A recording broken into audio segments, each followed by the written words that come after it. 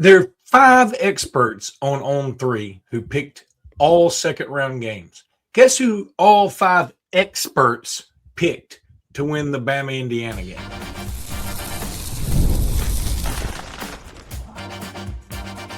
You are Locked On Bama, your daily podcast on the Alabama Crimson Tide. Part of the Locked On Podcast Network, your team every day. Hey, everybody, and welcome back into Locked On Bama, AHSA Radio Network's Luke Robinson, that's me. Alabama internet legend Jimmy Stein, that's him. This episode is brought to you by Rougiette, and we're going to talk about Rougiette in just a little bit. I want to thank you everydayers for watching every day, because you know why you made Locked On the #1 sports podcast network there is anywhere of all the podcasts. Locked On, #1. Jimmy, you know, there are a lot of things we could lead off with. It's Indiana week, and it's a lot of fun. We're going to talk Derrick Henry at some point. I mean, I feel like we should do a special Derrick Henry edition of Locked On Bama. I swear. But, you know, so the Locked On experts over there at Locked On, they're self-proclaimed. They're all pretty good guys, I think. Andy Staples, Ari Wasserman, Chris Lowe, J.D. Pickle, and Brett McMurphy. They decided, hey, let's all pick, all 5 of us, each of us pick the playoff games. On 3 of the 4 games, somebody at least picked one of the 2 teams. So there wasn't anything unanimous. For Indiana, Bama, it was unanimous, though. Unanimous for Indiana, that is, 24-10 was Andy Staples. 17-7, Ari Wasserman. He says we only get 7 points. Staples says we only get 10. Chris Lowe said 30-28 Indiana. J.D. Pickle said 28-17. And Brett McMurphy said 28-10. Jimmy, holy cow. I mean, I don't get this. I just don't understand it. Maybe it's my brain knowing that Indiana's been putrid most of my life, and I can't wrap it around the fact Indiana's good now. But, I mean, I feel like, my God, how can Alabama be so discounted? We were so good for so long, and it just fell off a cliff playing Indiana? Well, I certainly don't understand. I certainly understand somebody picking Indiana to win the game. They're favored by 6.5 points. I get that. What I don't understand is the 28-10. I mean, that would be really surprising to me. I think if you only watched Oklahoma race out to a 17-0 lead, if you only watched Georgia beat up on a really beat up Alabama football team 28-7, and that's the Alabama that you've watched, I mean, I guess I would get that, but that's just flies in the face of what Alabama's accomplished all season long. I'm really almost angry over it, really, that so many in the national media have minimized the fact that Alabama won the SEC regular season. They minimize it. They diminish it. Like it doesn't, like, well, that team's not very good. It's impossible not to be really good and win the SEC regular season. It's impossible. Yet we seem to hear it a lot. Now, that said, I want to talk it first. First, I want to talk about how I do think Alabama's fan base as a whole is drastically underestimating Indiana, because I see these comments all over the boards, all over social media. Like Luke said, I think a lot of people have a hard time wrapping their arms around the fact that Indiana is suddenly good after being so terrible for so long. I get that.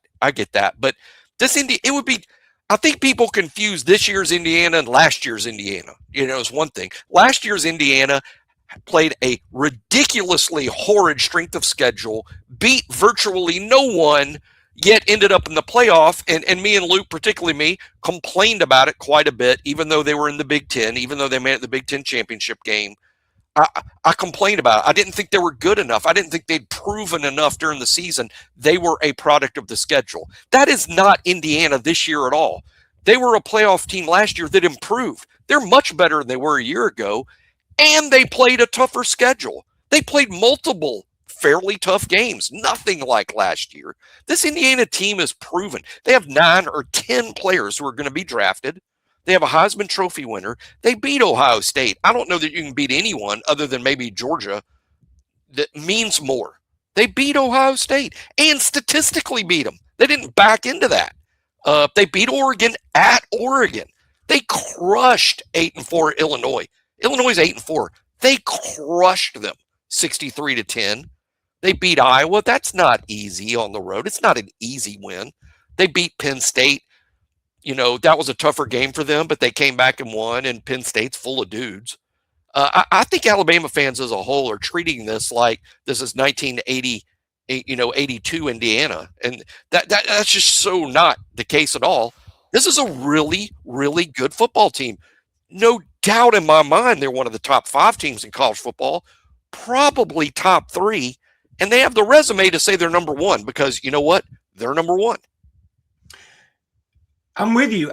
This shouldn't make me mad. Because anybody can say anything. It shouldn't make you mad. I'm also the biggest proponent of, I know when people say, boy, that's locker room, that's going to be posted all over the locker room. Okay, that's fine. But then you still got to go play it. And I think that those things go away the moment the ball is kicked off, usually. At least I kind of hope they do, because I hope you're focusing on the game plan. But the 17-7 one got me. And the 28-10 one got me. Let me tell you why. I get it. See, there was only one game where we scored only 7 points. And that's when we were the Monty Python, it's only a flesh wound looking team out there, and we lost 28-7, and we were just as banged up as we can possibly be. You want to say it's an excuse? I'll say fine, but you have to admit it is the anomaly. We just scored 34 on Oklahoma, who I would argue they have the defense at least as equal to Indiana, if not probably better. Then we scored 27 against an Auburn defense that's really good. We scored 21 against an Oklahoma that was good when we played like crap. Yeah, that's right. And we scored 24 against Georgia at their place. So and I know that was at the beginning of the season. I'm just saying it's moderately insulting. If they had all picked Indiana and it had all been 28-27, 24-21, I can't argue. I'm like, I get it, because I'm going to tell you right now, because I've already said it on a couple other podcasts, that my pick right now is Bama 24-21. But I'm saying it with not super confidence, and I think it's going to be a tight game. And I just feel like in the end, Bama's got more dudes. They may have more chemistry. And I think we're shortchanging their dudes, and we may be shortchanging Bama's chemistry. And in the end, I'm going to take the coach that has won a lot of these games over his lifetime, and that's Kalen DeBoer. But this feels so insulting when people are it almost feels like Tim Brando paid these guys. Y'all want to tick off Alabama fans? Just say Alabama will lose by 18. Say that. I just went over why I think Alabama fans are underestimating Indiana, and I see a lot of it.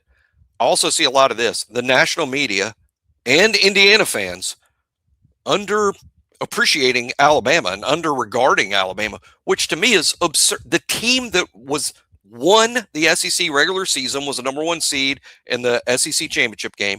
The team that has beaten more good teams than anybody. Alabama's beaten more good teams than anyone has. How do you underestimate that team? And here's one thing that we know that not everybody else knows, because we're closer to the program and we know it day in, day out. We know it better than the national guys do because we live it every day in and every day out. The injuries do matter. The banged up guys, it does matter. This is the healthiest Alabama team since midseason. A lot of the Alabama's limping down the stretch, they did literally. They literally limped down the stretch. They literally did, which is why they weren't as competitive against Georgia, a team they beat earlier this season when they were healthy. And they lost to Oklahoma in a game they probably should have won, and then won a game maybe they should have lost. They're obviously a pretty even matchup with Oklahoma, whose defense is as good as Indiana's, maybe even better. Oklahoma's defense is absolutely elite, like Indiana's is. I don't get the underestimating Alabama. Of all teams to underestimate, that's the one. And for all they lost 3 times. Yeah, 2 of the teams they lost to, they beat. They really beat. Yeah, they weren't any worse than the Oklahoma first one, and Georgia. You've got wins over both. And it happened. People love to say when you say something about Florida State, well, that game did happen. It did. I know it happened. But it's also, I mean, multiple things are true. It happened. It was the first game of the season, and I think Alabama more than made up for it. And yes, if they played again, Alabama would beat them. I think most people agree with that. But I'm not taking away the law. That's the reason Alabama was number 9 and not number 1. I hope Indiana thinks that's the team they're getting Thursday. Yeah. I hope Indiana thinks this is the team that lost to Florida State. We'll just roll the ball out there and win. I hope that. And see, the thing is, they're too smart for that. And Kurt Cignetti, he's seen all the tape, not just that one. And they did watch the Florida State tape. They've watched all the tape. But they know that's not the Alabama team they're getting. They're getting the Alabama team that did things like beat Georgia, beat 4 ranked teams in a row. No one else did that this year. I don't know that any SEC team had ever done it. It's crazy to underestimate this Alabama team. What I was saying, what we know that no one else knows, this is the healthiest the team has been. The coaches are even openly bragging about it. That's how you know, or not bragging is the right word, but the coaches are acknowledging this is the healthiest we've been since midseason. They're saying it publicly. Womack said it again today. And that he's talking about the defense, which, by the way, wasn't as banged up as the offense was. The offense was even worse. Yeah. Think our defense is bad. Check out these guys. Exactly. But I just did a joint podcast, and Jacob Goins, who was with me for the crossover, the Indiana Locked On Hoosiers guy, and there was a sort of a moderator between us, and he was like, what if Alabama rushes for 250 yards? I was like, well, first of all, it'd be a miracle. I don't think that we've done that all year, and I don't know why we even talk about that. We have not shown we can do that, but that's fine. That, Indiana saying they're going to take away our running game, fine. That's like telling my children, I'm going to take away your broccoli. They don't care. They weren't going to eat it anyway. So, it doesn't matter. But what I said was, and Jacob Goins picks Indiana to win 31-17, which I also, I was kind of like, whoa. I was like, okay, but he's locked on Hoosiers. He's got to play to his crowd. But he sincerely believes it. Who have we given up 31 points to? Florida State. That's it. But that was way back when. But now let me. So what I said was, the unique dynamic about this game. I said, y'all just hear me out. Alabama has been the preeminent program the last 20 years. That's indisputable, right? If you want to say the last 5 years is Georgia, okay. But the last 20 years, and maybe over the history of college football, is Alabama, right? Yep. Indiana has been a doormat most of my life. Yep. Not adult life period. And not elderly life period. They've been good for about 10 minutes, and that's great and good for them. But so Alabama's been in these spots, because Jacob even said this is the biggest game in Indiana history. Unless they win, and then that game will be the biggest game in their history. And I said, yeah, I think it is. And see, here Alabama plays like 5 of these games a year, where y'all don't. And I said, and it's not like y'all aren't getting respect. Y'all are favored by 7. So y'all have they're being picked by everyone to win. How are they not getting respect? Everyone is picking them to win. Saying that. I was just saying Indiana can't use the nobody's us against the world mentality. I said, ironically, little old Indiana. Yeah, we're little old Bama.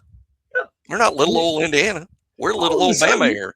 I'm channeling my inner Dabo, and I don't even know what that means fully. It's back. Y'all know it's back.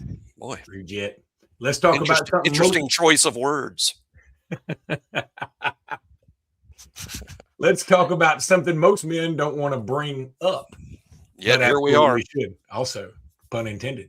Stress from work, money, and life is all there. It doesn't just switch off at night. And when it shows up at the worst possible time, Rougiet Ready is designed to help you take back control. Rougiet Ready is a next-generation prescription treatment created to support both the brain and the body, so you can feel present and confident and ready when the moment just matters. Rougiet Ready combines 3 clinically proven ingredients in 1 mint. It dissolves under your tongue, so it absorbs fast. The science behind Rougiet Ready stands out. 3 clinically proven ingredients, 1 formula designed for both mental and physical readiness. Physical. That's what I'm talking about. It's easy to understand why over 150,000 men have already made the switch. If you've been thinking about taking the next step, now is the time. Head to Rougiet.com/LockedOnCollege. That's RUGIET.com/LockedOnCollege to get 15% off your order for a limited time. Rougiet Ready. Feel present. Feel confident. Feel ready. Jimmy Stein. Guarantee. I'm only saying that now because it makes you feel uncomfortable. Well, I mean, I'm not really. I'm used to it now, so I'm not as uncomfortable. I'm just not sure what people would expect by the guarantee. Nobody's called you out on it yet. What would people? Yeah, but yeah. Now, when that happens, I'm not sure what to tell you, other than you won't call me scared. Well, take two of them or something. I don't know. Luke, somebody called me. All right. Let me tell everybody about the Everydayer Club because you want to be a part of that. It's a lot of fun. You want to listen to ad-free podcast of this podcast. Thank you for making Locked On Bama your first listen of the day, and thank you for making Locked On the #1 sports podcast network. If you haven't already, go check out our Everydayer Club. Go to the little crawler address down there. It's lockedonbama.com/Everydayer Club, or tap the link below. I guess it's a link. I'm not sure how computers work. But you can go to it and lockedonbama.com/Everydayer Club and join. Is $5 a month or $50 for a year. We got a lot of people who've joined. It's really unbelievable. I mean, people have joined. We appreciate all of you. And it's been a lot of fun. We've had a lot of good conversation. And Michael, Asian Jimmy Southern's on there, and he's giving us gems like these. Look at that. I told him my favorite movie was Jaws. Look at that. I'm Roy Schneider over here. I think I'm Richard Dreyfuss. You are Richard Dreyfuss. Frankly, it's not that terrible. I mean, it doesn't look like Rich. I can't decide if that looks like me or Richard Dreyfuss or neither. But I think you got the outfit right. What was the John Goodman movie where they were all bowling and it's got Big Lebowski? Big Lebowski. I look like a skinny John Goodman from Big Lebowski. And then he's got us in Star Wars, and you're Obi-Wan Kenobi, and I'm just regular Luke with a robe that looks like I've got my Rougiette already taken. I don't understand how his photos make you look younger and me look older. I don't understand how. That is true. He's got some great memes, though. So, he's quite the talent. He's quite the talent. He's got quite the sense of humor. Let's do this. Let's talk Derrick Henry for a second. I mean, we could talk some more Alabama NFL stuff. Some people aren't as big on it, but I literally just watched the Panthers and the Seahawks for no reason whatsoever, other than I was pulling for Bryce Young. Now, I knew the Seahawks were going to win, not because they're better. They should win because they're better. But because I know the NFL has to set it up next week where the Panthers and the Bucs are playing for a right to get in the playoffs. Neither one of them deserves to be in, right? That's some conspiracy theory stuff there. I think the Seahawks won because they're just a lot better than the Panthers. But how about this? It was just coincidence. The Panthers had all the momentum, and all of a sudden, a very silly, stupid face mask, very silly and stupid, made that game a blowout. But whatever. And then I was also Jimmy. I'm telling you, I was also convinced. Guess what? The Browns are going to beat the Steelers because they need that next week for the Steelers in Baltimore to mean something. Because Derrick Henry went off against the Packers last night, and guess what happened? Shedeur Sanders beat Aaron Rodgers. There isn't a universe where that should happen. He didn't have great number. I think Shedeur threw 2 picks, but he did win the game. That matters. And, a long way to go. What I'll be really interested in is how Cleveland attacks this offseason. Are they going to go into next year with just stating Shedeur Sanders as our QB1? No, they're going to draft another quarterback. I guess. But I'm just real curious. He's won some games. He beat Pittsburgh today, although again his numbers weren't great. Derrick Henry, he's just a cyborg. I mean, there's just no other explanation that makes any sense at all, other than he's not from here. Couldn't be happier for him. And he's a good person. He gave all the glory to God. Look, I'm not. He's a Walter Payton. He's their Walter Payton Man of the Year nominee. I think it's down. And was it not down to him and one other guy or something? Or am I just imagining that? I don't know anything about that. You could be exactly right. I don't know how that. I just know that each team nominates a guy based on their giving during the year, giving back to the community. Derrick was the Ravens nominee. So on top of all, like Luke said, on top of all of it, he's a great human being, cyborg, one of the now on the short list of greatest running backs to ever play football, not just the NFL. One of the great running backs to ever play football. I would probably argue that he's the best, and we've said this before, that he's the best high school, college, and pro back ever. Combination. And the one thing he needs, and this is why I think it was so crucial that the Browns did beat Pittsburgh, and the NFL knew it too, is because we need Pittsburgh and Baltimore next week. in Pittsburgh. It's snowing like crap. Finally, Baltimore. It took Lamar Jackson being hurt for Baltimore to go, I guess we'll give it to Derrick Henry and see what he can do.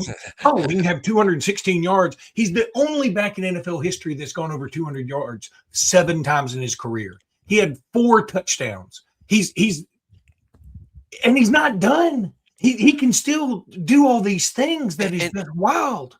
And he's like over 30. He's 31, yeah. And we're in game 16. He's not only over 30, he's in game 16. He should have been wiped back at the end of September. He should have been done, should have been crippled and hobbled by the first week of October. Instead, he's playing as good as he has all year. He's a sideboard. His stiff arm is still, I guess he and Earl Campbell may be the best 2 stiff arms of all time. And I would give the nod to Henry because my argument would be guys today are trained a little better, probably stronger, bigger, faster for the most part. Back in Earl Campbell days, if you were 6'6", 250, you were a freakazoid. If you're 6'6", 250 now, you might get cut. Both won the stiff arm trophy. Campbell and Derrick Henry, both Heisman winners. He must take Rougiette and rub it all over his body. It should be a Derrick Henry guarantee, not a Jimmy Stein guarantee. You get to give me a Derrick Henry pill and let's see what happens. I keep wondering. We'd have a lot of slow running backs out there. All right. So, but the bottom line, I thought about this last night when I couldn't watch it because the game for some reason was on Peacock, which I got rid of last year after I watched the one NFL game. I was like, why did I buy Peacock to watch one NFL game I don't care about? And so I let it lapse and done. And I'm like, I'm not doing that again. So I had to follow it on ESPN, the website. And the thought came to me. I was like, I think everybody looks for a poster child for their university. Like it or lump it, I feel like Cam Newton is probably that for Auburn. You could say Bo Jackson, and that's fine, but I think more people probably this generation is more Cam Newton. And that's just an example. I would love for Derrick Henry to be ours. And I don't feel like it still feels like he doesn't get the love he should. It's like all the articles they were like, well, they finally gave the ball to Derrick Henry. I'm like, why haven't you been saying that all year? Every time I watch Baltimore play, they do a lot of, they'll do some play action to Henry or something. I'm like, no, the action is when you give him the ball. It should be, here's the play. I'll give it to him for action. That's how this works. It's probably why they're 8-8 or 9-7, whatever they are. It's why they or Pittsburgh would be out of the playoffs. And I'm hoping that Baltimore wins this game. I like Aaron Rodgers too, and I don't really want him to retire. I know he's a weirdo, but I don't want him to retire. But I want Derrick Henry in the playoffs because I think if the Ravens have figured out that Derrick Henry is a pretty doggone good back, they might make noise in the playoffs. They might. I think. Well, the Ravens are playing. If they're playing well at the end, I think so much about having success in the NFL playoffs is who's playing well at the end. And I would look like the 49ers, the Jaguars. A lot of teams, Seahawks. A lot of teams just have winning streaks actually going into the playoffs. So those are teams to watch. It's who's hot. You know what that normally means, and it ties back into Alabama, Indiana. You know who's hot, who's playing really well right now at the end of the NFL season? The teams that are healthy. The teams that are healthy, the teams that have their quarterback, the teams that have their lineup still intact. Alabama's got that back, and I think that's why they're being underestimated. Even underestimated this, I couldn't decide whether to share this today, but I spent some time today on what score I was going to pick. I've struggled a little bit with this. I'll admit this. One of the systems I want to use, sometimes people call it models. Mine's not sophisticated enough to call a model, but a system I used to pick scores that have worked pretty well for me in Alabama games. I'll admit it came out to this, and this score sort of sounds right, as sort of depressing as it is. It came out to Indiana 21, Alabama 20, and I could see that happening. I think that's a very realistic outcome based on the game, but I'm not going to pick it. I'm overriding my system based on this. So much of the information I fed into my formula was based on Alabama's late season performances. This isn't the same Alabama team. I should eliminate all those games and go back to early season, mid-season when the team was healthy. You do that, And I think even my system has Alabama on top, and that's the way I'm likely to pick it. Again, this Alabama team is not the same team that played Georgia in Atlanta. It's a much different team, to say nothing of getting LT Overton back. I mean, that's significant too. But Jam Miller saying he's 100%. Jam said he's. I don't think he's been 100% all year. He didn't have to say that either. I mean, I look for what they say that they don't have to. All Jam had to say is, "Yeah, I feel much better," and that would have been fine. But no, he went further. Back. He went further. Who? Kevin Riley's back. Kevin Riley's back. That could be a carrier. That could be a big play. Heard Kane Womack today. He said something really interesting in the Kane Womack press. He said this game will be decided by takeaways. You know, who leads in the turnover battle, and big plays on offense. Basically, Kane Womack thinking, hey, Indiana's not going to drive the ball and score on us often. We're not going to drive the ball often and score on them. It's going to be big plays. And I thought it was interesting that he, quote, admitted that or used that as part of his analysis. I couldn't agree more. Turnovers matter a lot in close games. This game is going to be close. I hate to break it to Brett McMurphy. And the Indiana guy, but this game is going to be close. And like I said, I mean, my quote system, if you want to use that, says Indiana wins 21-20. You can't get any closer than that. But I think that's factoring in too many late season performances by Alabama, which should probably be deleted. I'm assuming your system is all done on a chalkboard. There's no way you put this into a computer. Pencil on a rock. I see you with like a protractor, like no, it's one of those T-squares. It's like a pencil on a rock. You're like Goodwill Hunting. You walked into like a chalkboard and you put all this stuff up there, and then somebody walked in and goes, "What's all this gibberish? This doesn't make sense. This isn't smart. What is this?" Yeah, all he does is flip a wooden nickel. Right. Shoot, I was going to tell you something else. Oh, there is. I'm not going to get into it now, but when you said all this about a formula, there is a listener by the name of Todd H. Mm-hmm. No, wait a minute. Too many people will know that. T. Henderson. Wonder what his name is. He sent me this formula. He actually does. Like, he's a smart man. I read all of it. I understand 7% of it. But in the end, Jimmy, and this is going to be what we call in the business a teaser. I'm going to tell you later in the week. I don't want to tell you now because I just don't. His model that he used came up with this incredible score, and it blew me away. And I'm just going to tell you later on what it is, because I feel like his thing seems right. He had so much to back it up with. I was blown away. I was like, you have put more effort into this email than we put into a week of podcast. This is crazy. Why don't you get a podcast? Is really what I was thinking. FanDuel, Fridays already feel different during basketball season. You know that. And FanDuel is making them even better, though. Every Friday night before games tip off, FanDuel gives fans a new way to kick off the weekend with NBA Happy Hour. NBA Happy Hour is your official pregame, a limited time window where special offers drop right inside the FanDuel app before the action starts. Fridays from 6 to 7:30 Eastern have become appointment viewing with NBA Happy Hour. Opening the FanDuel app during Happy Hour always brings something new, boosts and bonus and surprises, all that stuff. It adds extra energy to Friday night basketball without overthinking it. So before tip-off, check the FanDuel app and see what's dropping during NBA Happy Hour. Every Friday from 6 to 7:30 p.m. Eastern, that's 5 to 6:30 God's time. A little basketball, a little action, a whole lot of Friday energy. That's NBA Happy Hour only on FanDuel, the official sports betting partner of the NBA.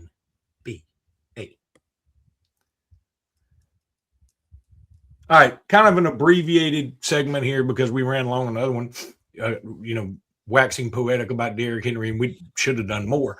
But first of all, you sent me something. We were talking about topics. You sent me something. Indiana has what, 8 turnovers on the year? 8 on the year. Isn't that impressive? And our players have talked about it in the press conferences this week and their media availabilities about how they're the most disciplined team Alabama has faced all season long. You turn over the ball 8 times. That's incredible. Over 13 games, not just 12, but 13 games, just 8 times they've turned it over. They also commit very few penalties. one thing's for sure, Oklahoma helped us a little bit with their drop punts and the pick six, which was a bad play on Mateer's part. Indiana's not going to help us Thursday. They're not going to help you. You got to force the takeaways. You got to force them. They're not going to commit penalties. They're not going to do a lot of stupid things that help you. You're going to have to line up and beat them. And that's why, in part, they're so successful. They also, again, have underrated dudes. For instance, how about this? Their left tackle, Carter Smith, he may be the best left tackle in college football. Alabama's got a pretty good one. He's probably going to go in the first round, won the Jacobs Trophy, first team All-SEC, Lombardi finalist. Not as good of a player on the field as Carter Smith is, who, according to Pro Football Focus, has not given up a single sack all year. The left tackle. I mean, that's crazy good. So they've got dudes. They're not just Fernando Mendoza and not making mistakes, but they have all those things. Mendoza not making mistakes and dudes still leaning to picking Alabama. Why? Health. This Alabama team's being underestimated because too many people are taking into account Alabama's performances while extremely banged up, which happened, starting mid-season, but really by mid to late November was just crazy. I know there's some people out there going, Indiana has very few turnovers. They didn't play anybody. Let me say this. Ty Simpson had 2 interceptions against Eastern Illinois. It's hard to not turn the ball over much against anybody. So, that doesn't bother. Okay. The other thing I wanted you to explain, because I think you're better at this. The portal opens Friday. Yes. What exactly should people be looking out for? Do you expect any Alabama action on Friday, one way or the other? If Alabama loses Thursday, I would expect quite a bit of action Friday, Saturday, Sunday for Alabama guys. If they lose, if they win, I think there might be some activity. For instance, there are already 2 players that played for Alabama in 2025 that have announced they're entering the portal, and that's Bubba Hampton, who made that clear way back in September, and he hasn't been on the team since then. And Cam Howard, who won't, who's entered the portal, and again a depth guy. Only played in 2 games this year. I saw one guy go, "Why would he leave his team before the Rose Bowl?" He's only played in 2 games all year. He wasn't going to play in this game either. But I do appreciate that Cam Howard came to Alabama at a time Alabama badly needed depth, heck, just to get through practices. So appreciate Cam Howard for what he did, but so he's moving on. I think if Alabama loses, there'll be quite a bit of portal activity in terms of Alabama players entering Friday, Saturday, Sunday. If Alabama wins, I think it will be less so because players want to stick around for the playoffs. Once you enter the portal, you're almost certainly not on the team anymore. There's not a rule that says that.